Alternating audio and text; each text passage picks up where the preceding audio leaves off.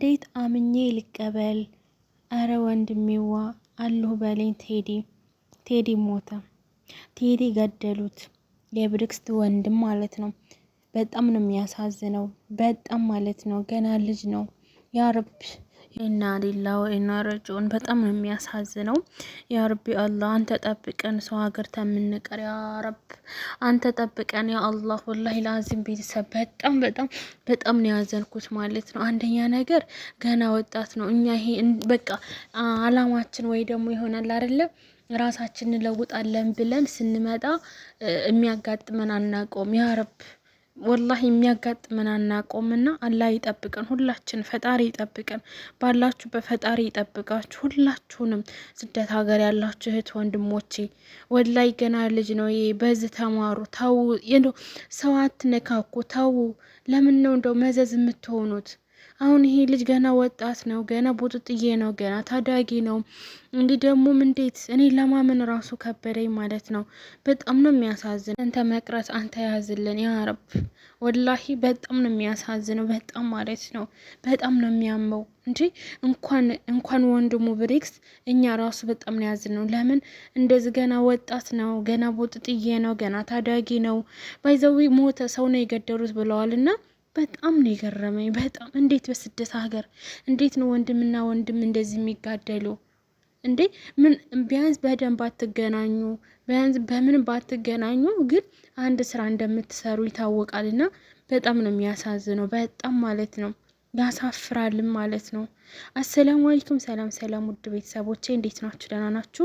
ሰላማችሁ ብዙ ትርፍ ይበልልኝ። አብሶ እህት ወንድሞቼ ራሳችሁን ጠብቁ። አላህ ይጠብቃችሁ። እምዬ ሀገራችን ሰላም ያስገባን ማለት ነው። እንጃ እኔ በጣም የከፋኝ ነገር ቢኖር ቤተሰብ ምንድን ነው ወላሂ ለማመን ራሱ በጣም ነው የሚከብደው። እንዴት ልንገራችሁ? ብዙ ሰው ሰርቶበታል በቪዲዮ ግን ደግሞ እኔ በጣም ነው ያዘንኩት። ወላሂ በጣም ማለት ነው። በጣም ነው የሚያሳዝነው። ገና ወጣት ነው። እንዴት ነው የአረብ ሀገር ልጅ ለመግደል እንደዚህ የተነሳሳችሁት? ምን አይነት ጭካኔ ቢኖራችሁ ነው? ምንስ ጥል ቢሆን ምንስ ቢሆን እንዴት ልብ ሆናችሁ እንደዚህ አረረ ራሱ አላለም እንዴ? የሰው ልጅ እንደዚህ ስትገሉ እናት እዛ ጋር እንዴት እንደምታለቅስ አታውቁ? እንዴት ብትሆኑ ነው? እንዴት ብጨካኔ ቢኖራችሁ ነው? እንዴት ሀሳቡ ራሱ እንዴት መጣላችሁ? ያ ረቢ በጣም ነው ወላሂ። ቤተሰብ አላህ ይጠብቃችሁ ባላችሁበት። እኔ የምለው ነገር ምንም ነገር የለኝም እና እሱ እንኳን አንድ ሄዷል ማለት ነው። ግን እናንተ ያላችሁት አብሶ ደግሞ ስደት እህቶቼ ወንድሞቼ እርስ በርስ አትጣሉ። እርስ በርስ በቃ አትገዳደሉ። እንዴ የመጣችሁት ለአላማ ነው፣ ለስራ ነው፣ ራስን ለመለወጥ ነው። ታው በእውነት እንዴ አሁን ይሄን እናት ስታዩ እንዴት ነው የምትሆነው? በእውነት እናት ስታዩ እንዴት ነው የምትሆነው? በጣም ነው የሚያሳዝነው። በጣም ማለት ነው። በጣም ነው ልብ የሚያመው። እንደው በፈጠራችሁ ማለት ነው የመጣችሁት ለአላማችሁ ነው። አላማችሁን አሳኩ። በቃ የፈለጋችሁን አሳኩ። ተዛ ወደ ሀገራችሁ ተመለሱ። ግን ሰው ሀገር አትሞቱ። አሁን ላይ እኮ ሰው ሀገር ሄሎም ራሱ የሚል የለም ማለት ነው። ሲኖርህ ነው እንጂ የሚወደደው። ስኖር ያው አትወደድም። ግን ስትሞት ወይኔ ይላሉ። በጣም ነው የሚያሳዝነው። በጣም ማለት ነው። እና አላህዬ ሆይ አንተ ጠብቀን ሁላችንም እህት ወንድሞቻችንን ማለት ነው። ያ ረብ በጣም ነው የሚያሳዝነው።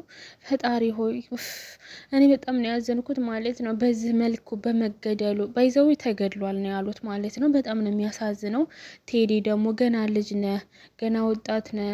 ባይዘው ከ3 ቀን በፊት ማለት ነው ዩቲዩብ ራሱ ለቋል።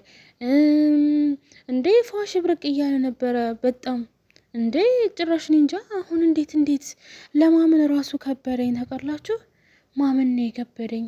ኧረ ቢስሚላህ እንደዚህ በቃ ይችናት ዱንያ ይችናት በቃ ዓለም በቃ ይችናት ዓለሟ በቃ ወላሂ ቤተሰብ በጣም ነው የሚያሳዝነው። በጣም ማለት ነው።